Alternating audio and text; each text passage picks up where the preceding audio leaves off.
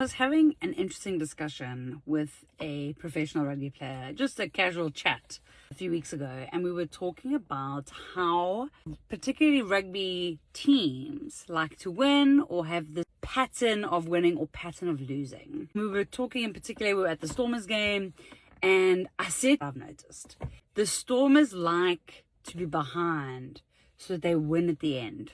It's like their pattern. He said, "Yo, why is that?" First thing on the top of my head was that it was the motivation. If you're the type of player that is motivated by overcoming the odds, so that's the thing that drives you inside, then you will generally create circumstances, whether you're conscious of it or not, so that you will make that happen. And if you can't make it happen right at the end, you're going to push yourself to make it happen. And it's really fascinating because if you're motivated by being like the top dog and by being in the lead, then you do everything to ensure that you stay ahead.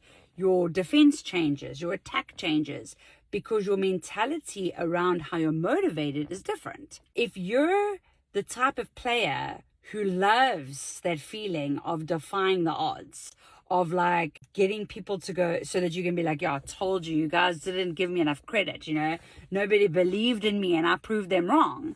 You're actually going to slow down how quickly you begin winning. It's a very fascinating thing because the way we're motivated is tied to what we believe about ourselves. And if we believe that we're the type of person to defy the odds when no one believes in us, then we're going to create circumstances consciously or unconsciously to prove that our belief is true.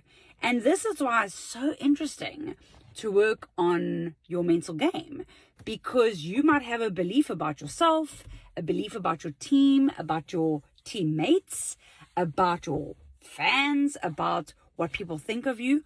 All those things play a very big role in how you show up, because this is how our brain works.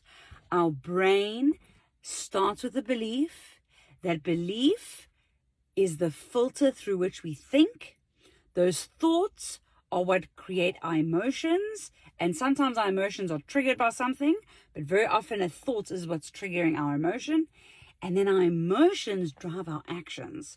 So if you believe, oh, I'm an underdog, you're going to start thinking you're an underdog. You're going to feel like an underdog. And then you're going to start behaving like an underdog. And then that behavior is just going to reinforce that belief.